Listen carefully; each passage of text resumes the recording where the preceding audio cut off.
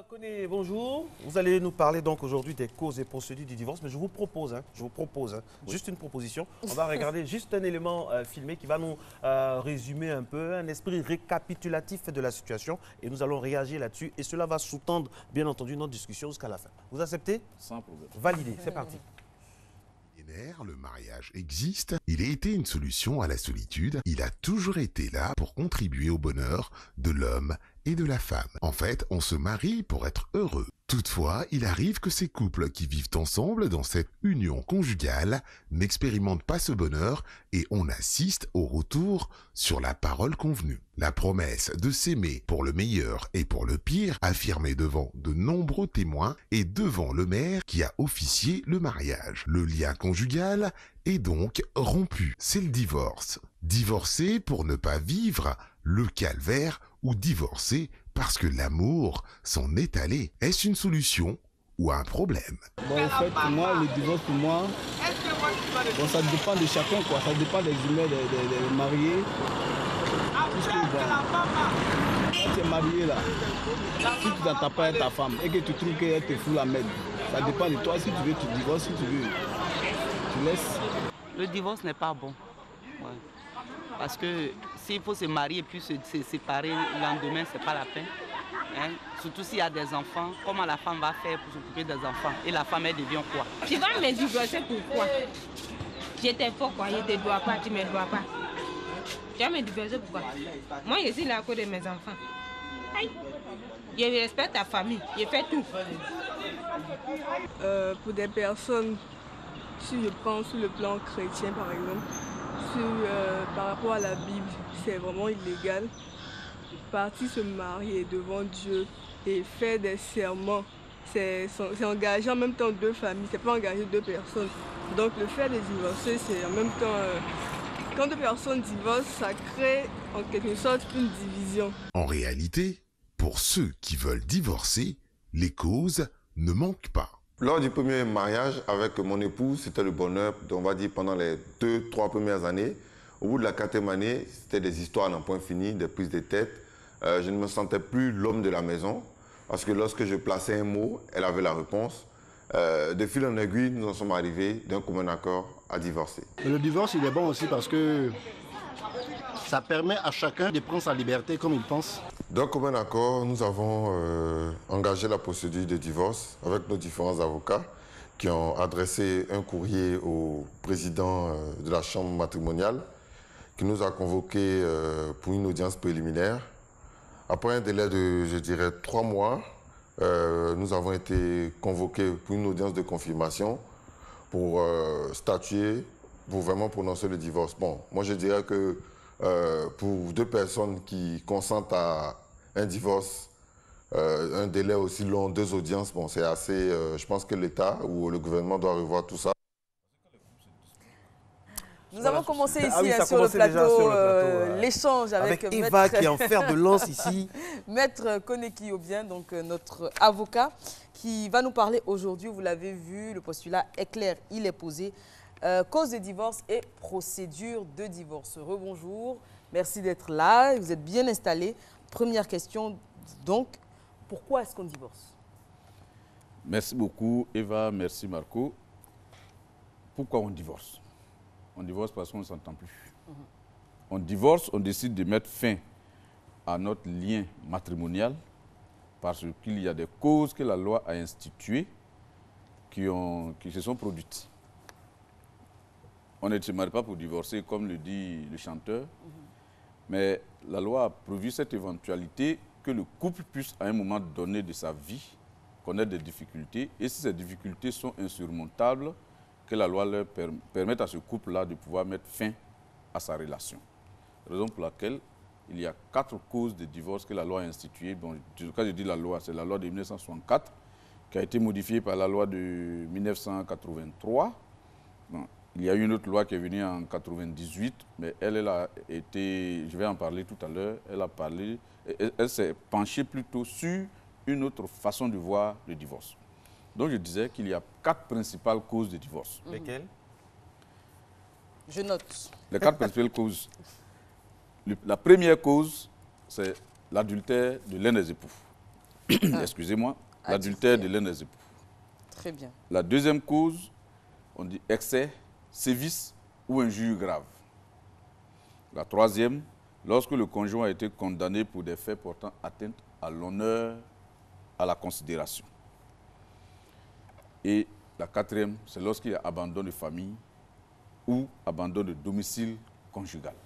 Très bien. On va y Voici aller les quatre au cas causes par cas. pour lesquelles l'un des époux peut demander le divorce. Ça s'appelle le divorce pour faute de l'un des époux dans le foyer, dans la vie conjugale.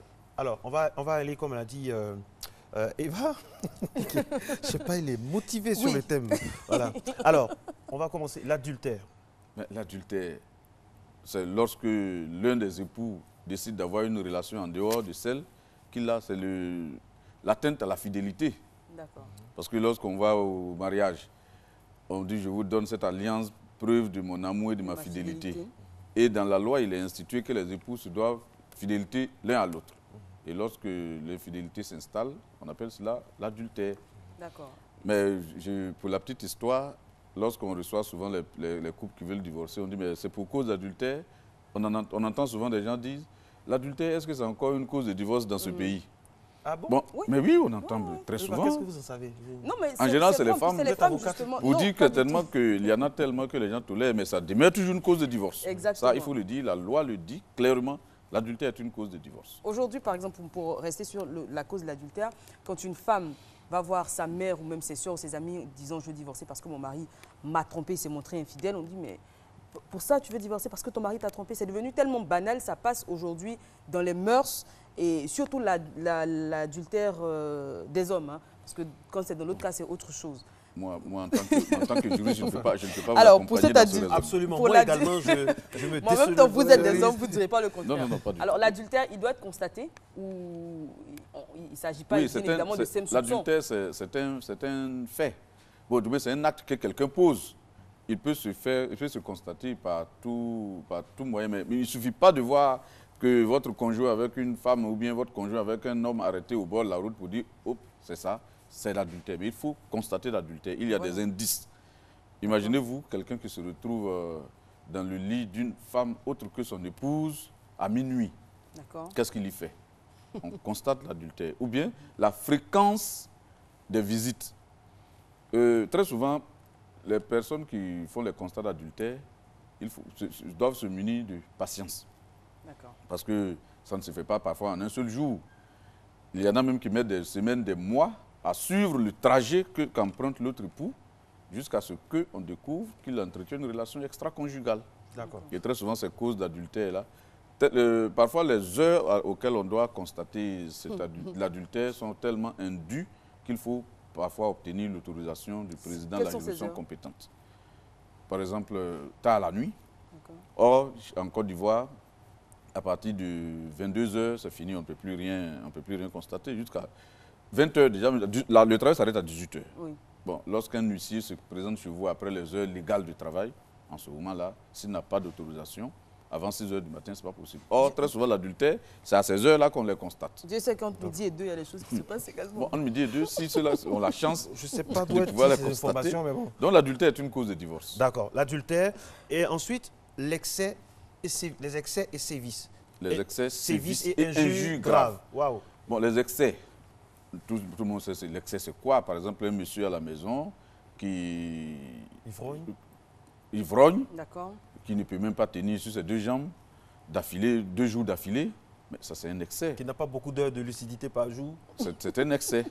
Ou bien les sévices, c'est lorsqu'on bat sa femme ou on bat son mari. Parce qu'à l'époque, on pensait que c'était les femmes seulement qui étaient battues, mais aujourd'hui, l'expérience a montré que de plus en plus, il y a des hommes battus. Donc, les sévices ne peuvent pas, sont une cause de divorce. Et puis les injures graves.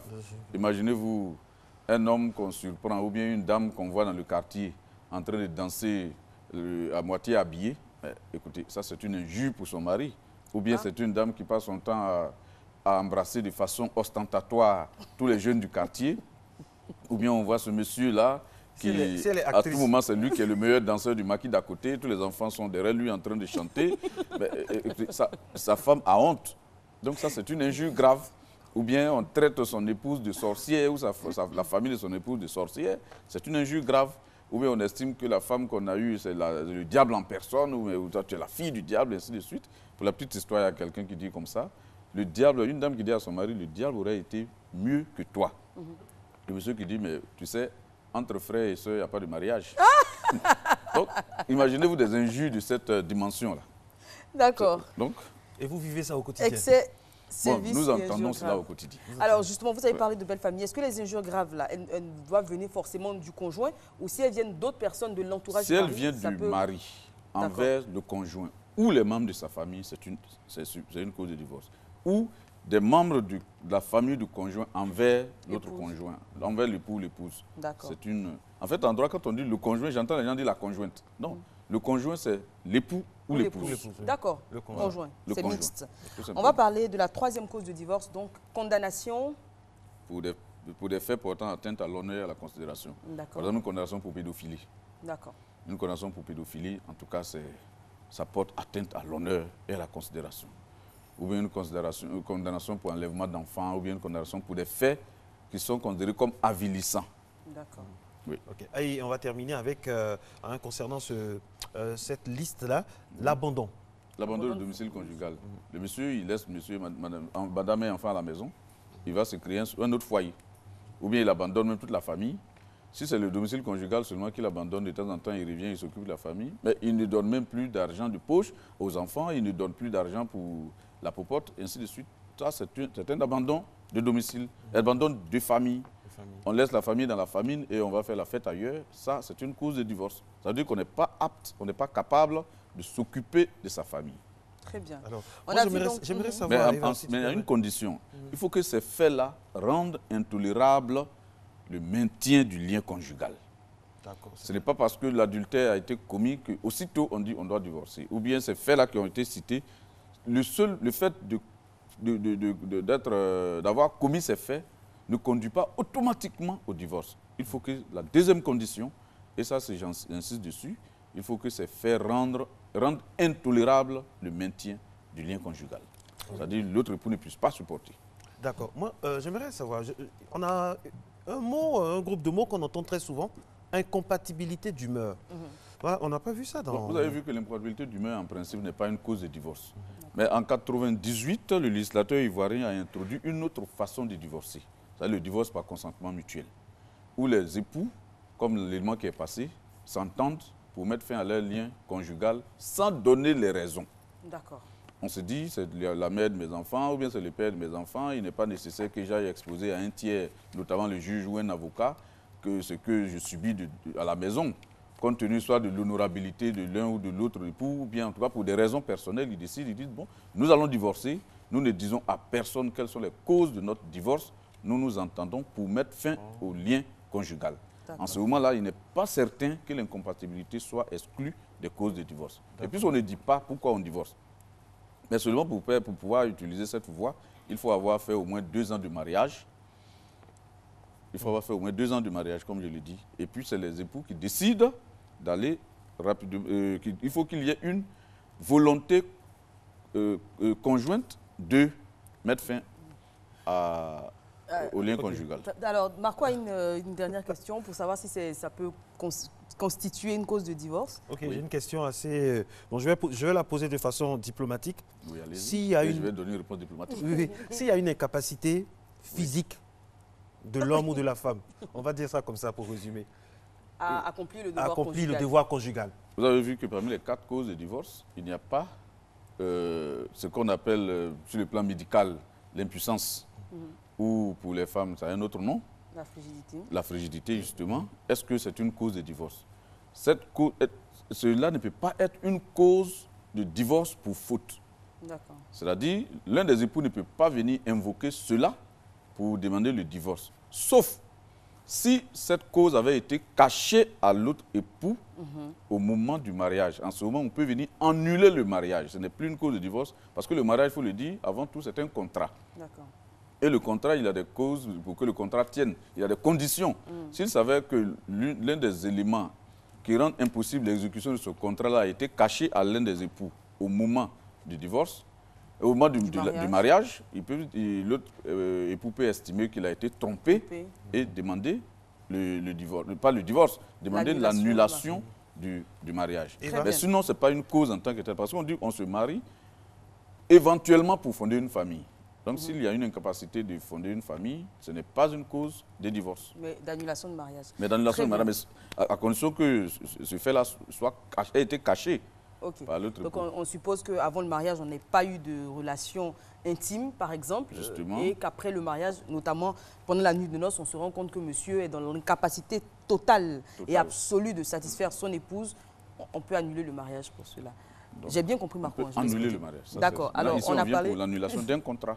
On a parlé donc des causes du mariage. Je pense que ça a été clair et que tout le monde, les causes du divorce, pardon, et que tout le monde a bien compris. On va parler à présent de procédure. Comment on fait pour divorcer? On imagine qu'on est dans un de ces 4 cas. C'est avéré, soit adultère, soit excès, soit ce que vous. La preuve est établie. Maintenant, la procédure se déroule comment? Comment on fait? La personne qui veut divorcer se lève et elle fait ce qu'on appelle une requête pour en saisir le juge.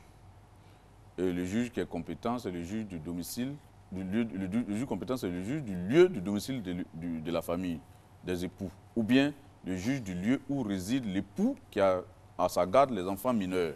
Ou encore le juge du domicile de l'époux qui n'a pas pris l'initiative du divorce. Mais c'est tellement complexe que pour tout ça, avant d'entreprendre une procédure de divorce, c'est comme se marier, on va dans l'inconnu. Il faut forcément se faire assister d'un avocat. Parce que très souvent, on voit des procédures où les personnes viennent et au sortir de la salle d'audience, c'est autre chose qu'on voit. En ce moment-là, c'est nécessaire de prendre un avocat. C'est une question de droit. Et à partir du moment où on fait ce qu'on appelle une procédure judiciaire, la personne la mieux conseillée, c'est l'avocat. Et on saisit le juge d'une requête. Et à la première audience, le juge va tenter de concilier les époux pour voir si le lien conjugal peut être encore sauvé. Mais il faut dire qu'aujourd'hui, de plus en plus, la tentative de conciliation est tellement courte parce qu'il y a trop de dossiers de divorce. Il y en a un peu trop. Il y en a un peu trop. Là, une fois, je l'ai dit ici, lorsque moi j'entrais au barreau, il y avait seulement 2 audiences de divorce dans la semaine. Aujourd'hui, il y en a tous les jours et parfois dans 2 salles différentes, c'est toujours plein. Ça finit toujours tard. Et le juge qui reçoit les requêtes, très souvent, ils sont débordés jusqu'au soir. Vous verrez les lignes qui s'amoncellent devant lui pour demander le divorce. Je reprends au mot là. La procédure de conciliation consiste en quoi exactement? C'est essayer de rapprocher les époux. Comment? En faisant quoi? Bon, alors donner des conseils. Si, par exemple, comme je l'ai dit, s'il s'avère que l'un des époux a été choqué et que le fait qu'il invoque ne suffit pas pour rompre le lien conjugal, le juge peut essayer de les concilier, souvent même à partir d'expériences personnelles vécues, ou bien à partir de faits, de témoignages, de faits, de choses, de situations, ou bien les témoins de mariage, ainsi de suite, leur conseiller des personnes qui peuvent les rapprocher. Essayer toujours d'arrondir les angles, de sauver le lien. Question, hein, ça vient de me traverser l'esprit. Bon, on estime que le mari, ou par exemple une femme et son mari sont dans la maison, elle estime qu'elle ne l'aime plus. Il n'a pas été adulte, infidèle, il n'a commis aucune faute. Et vous avez parlé d'incompatibilité d'humeur. Là, c'est quand on décide ensemble. Non, en fait, l'incompatibilité d'humeur n'est pas l'apanage du consentement mutuel. Très souvent, il peut y avoir les causes que nous avons citées. Je veux dire une femme qui estime qu'elle n'aime plus son mari, ou un mari qui estime qu'il n'est plus sa femme, et le conjoint n'a pas été dans un de ces cas. Est-ce que le conjoint a envie aussi de divorcer? Parce que l'incompatibilité, ce que vous dites n'est pas une cause de divorce. Le fait de dire je ne l'aime plus, ce n'est pas une cause de divorce. Sauf si les personnes consentent qu'on ne s'aime plus et qu'on décide ensemble de divorcer par consentement mutuel, puisque à ce moment, on ne leur demandera pas la cause de leur divorce. Le consentement mutuel, on ne vous demandera jamais. Même si ce que vous invoquez n'est pas une cause de divorce pour faute, on vous donne l'autorisation de divorcer. Donc, tant que le conjoint n'est pas d'accord, tant que le conjoint n'est pas d'accord, on ne peut pas divorcer. Mais si vous vous amusez à introduire une action alors que vous n'avez pas de raison de divorcer, vous allez perdre. Et on reste marié. Oui, bien sûr, vous resterez marié. C'est pour ça qu'il faut bien réfléchir aussi. Absolument. Et entourer tout ça.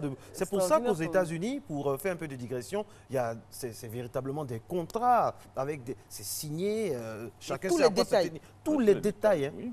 Je veux dire au niveau même des objets qu'on peut emporter éventuellement en partant de la maison. Tout est établi, tout est écrit. Mais chez nous, c'est différent. Il y a 4 causes pour le divorce pour faute. Si vous invoquez l'une des causes qui n'est pas avérée, si ce n'est que celle-là, vous n'avez qu'une autre chance que l'autre accepte de divorcer, en ce moment, vous allez au consentement mutuel. Ou bien il y a des personnes aussi qui n'ont pas envie d'avoir beaucoup de problèmes, qui n'ont pas envie de procès. Une fois que l'autre commence la procédure, il dit écoute, moi je n'ai pas envie de divorcer, je n'ai pas envie de faire de longues procédures. Vous voulez votre liberté, madame ou bien monsieur, je vous l'accorde. En ce moment, il n'y a pas de souci. Mais s'il faut justifier la cause du divorce, et si elle sort de ces 4 cas, mais je vous le dis, c'est fini, vous ne pouvez pas divorcer. On vous dira que vous êtes mal fondé en votre demande. Je n'ai jamais vu Eva autant concentrée pendant la thématique. Eva, ça va bien? Oui, mais oui, parce que... Non, mais ça va. Et donc, on a vu les causes, on a vu les procédures. Les Ivoiriens, à travers les messages qu'on nous envoie, veulent savoir quelle est la proportion. Est-ce que vous avez fait des études par rapport au taux, aux statistiques, par rapport au divorce, par rapport au mariage? Malheureusement, non. Certainement que le ministère de la Famille, de la Femme et de l'Enfant devrait pouvoir se pencher sur cette question pour voir pourquoi il y a autant. Mais ce que nous constatons, c'est qu'il y a autant. Quelle est la cause la plus fréquente, avec votre expérience, la cause la plus fréquente de divorce en Côte d'Ivoire? Bon, la cause la plus fréquente, tout dépend des générations. D'accord. Il y a les plus jeunes, très souvent, parce qu'ils ne s'entendent plus, c'est une incompatibilité d'humeur, ou bien l'un décide d'aller voir ailleurs en ce moment, ou bien on a l'adultère qui est très souvent pour les jeunes couples. On a l'impression qu'on devient trop regardant sur ces faits-là lorsqu'on est plus jeune. Mais après, il y a la classe intermédiaire où l'homme souvent abandonne femme et enfant, ou bien c'est la femme qui, après un certain nombre de temps de vie conjugale, commence maintenant à percevoir quelques défauts de l'autre. Maintenant, le troisième âge en général, c'est le défaut d'intimité conjugale. Et très souvent, c'est les femmes qui subissent cela. Défaut d'intimité conjugale? Oui, bien sûr. Nous avons reçu des femmes souvent qui me disent, mais maître, est-ce que c'est normal que depuis 6 mois, je sois dans le même lit qu'un homme qui ne me regarde même pas? Mais vous avez dit que c'est pas cause de... Ça peut pas être... Mais si, c'est une cause de divorce. Puisque on s'oblige... Okay, non, on cherche parmi les excès, sévices ou injures graves de l'un envers l'autre. Parce que l'excès peut être positif ou négatif. Lorsque vous abandonnez... Pendant 6 mois, si. Pendant 6 mois, pendant 1 an, ou bien pendant ce temps, le monsieur, l'absence, il faut le dire tout net, nous sommes à l'écran, c'est vrai, c'est des heures de grande écoute, mais l'absence des rapports conjugaux, des rapports intimes, est une cause qu'on peut invoquer pour demander le divorce. Ou bien parfois aussi, c'est rare, c'est assez rare. Pourquoi vous me regardez? C'est assez rare aussi, mais l'excès aussi. L'excès. On a eu des décisions. Donc un homme qui est trop demandeur. Qui est trop demandeur. Ou une femme qui demande un peu trop. Oui, on a eu des cas où le divorce a été prononcé pour ces causes-là, parce que l'autre n'arrivait plus à maintenir le rythme. En ce moment, ça devient maintenant des sévices à la limite. Je vous avais dit qu'il va être très... Eva, ça va, ça peut aller? Non, okay. En réalité, très souvent, on n'en parle pas en public. Mais vous savez, il y a des couples qui vivent certains drames qui font que, seulement dans le secret de nos cabinets ou dans le secret de la salle d'audience, à l'audience de conciliation où les époux se retrouvent seuls à seuls face au juge, on en entend des choses. Dernière question. Oui. Mais là, la question, je la pose à l'homme, pas à l'avocat. Est-ce que vous pensez qu'on divorce mieux, on se marie trop facilement de nos jours? En réalité, on se prépare mal au mariage de nos jours. D'accord. On fait une course au mariage. Parce que tel s'est marié, je me marie. Ou bien, je n'indexe personne, mais il y a des organisations, pas politico-religieuses, excusez-moi, des organisations socio-religieuses qui très souvent font du mariage une panacée. Ou bien, en fait, le mariage est nécessaire. Ça, je ne vais jamais cesser de le dire. Mais on oblige les gens à se marier très jeunes sans s'être étudiés. Et lorsque les vrais problèmes arrivent, il n'y a personne pour les accompagner. Il ne suffit pas de compter le nombre de mariages dans la communauté, mais il faut voir le nombre de mariages qui tiennent. Exactement. Et pour ça, il faut apprendre aux conjoints à être de bons époux. Sinon, le divorce, il faut le dire, la semaine prochaine, on parlera des effets.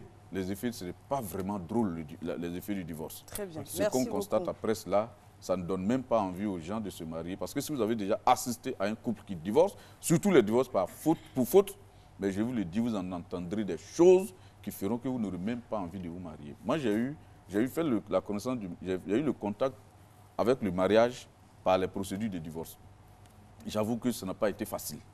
Ça n'a pas été facile. Je me dis, mais si c'est ça là le mariage, mais Autant ne pas se heureusement que marier. ce n'est pas ça seulement le mariage. Très bien. Merci beaucoup, Maître Koneki. Bien, et comme le disait le docteur Brou, à qui je fais un coucou, donc psychologue, psychiatre de son état, il disait que c'est parce qu'on n'invite pas à la cérémonie de divorce qu'on ne se rend pas compte. On est plutôt enclin à inviter les gens à la cérémonie de mariage, mais quand on divorce à deux. Donc on ne se rend pas compte de la proportion que ça prend et surtout des ravages que cela peut faire. Je dirais même pour se marier, il faut avoir un avocat. D'accord. Merci beaucoup. Merci beaucoup. Dernier point route. Oui, on se fait un dernier point route. Oui. Avec Tout la dernier première image. Félicité Soro, où est-ce qu'on se rend? Pour ce dernier point route. Deux plateaux, Koumassi, Trècheville. Choisissez. Où est-ce qu'on va? Où on n'a pas de point route? Marco, je te propose qu'on fasse l'intro. Ah oui, voilà. Le point route, nous sommes à Sokosé, deux plateaux sur le Latry. Et donc, la circulation avance gaiement, tranquillement. Voilà, on est mardi, on est le 31 janvier. On est en plein début de semaine et en pleine fin de mois de janvier. Donc, on se déplace tranquillement. Ne soyez pas découragés. Hein. On a abordé aujourd'hui le thème du divorce, mais n'oubliez pas que dans 2 semaines, c'est la Saint-Valentin. Voilà. Donc là, on a commencé par le pire pour arriver au meilleur. Voilà. Exactement. La Saint-Valentin, c'est le mois de février. C'est dans quelques jours et on vous propose, hein, grâce à la rédaction en chef, et vraiment tout un démembrement de belles choses, hein, pour vivre l'amour tôt le matin à ces matinales. On était très heureux d'être en votre compagnie pour ce 2e rendez-vous de la semaine et le dernier rendez-vous du mois de janvier. Matin Bonheur, nouvelle formule, nouvelle couture, célèbre son 1er mois. Merci du fond du cœur, du fond du corps pour ces téléspectateurs. Et surtout, merci à vous, Marco. C'est un plaisir de travailler avec vous. Moi aussi, c'est un plaisir de profiter de votre grâce et de votre beauté. Seulement à la télévision, c'est dommage. Enfin bref, bonne journée. À demain. À demain, on se retrouve avec le même plaisir. Ciao, ciao.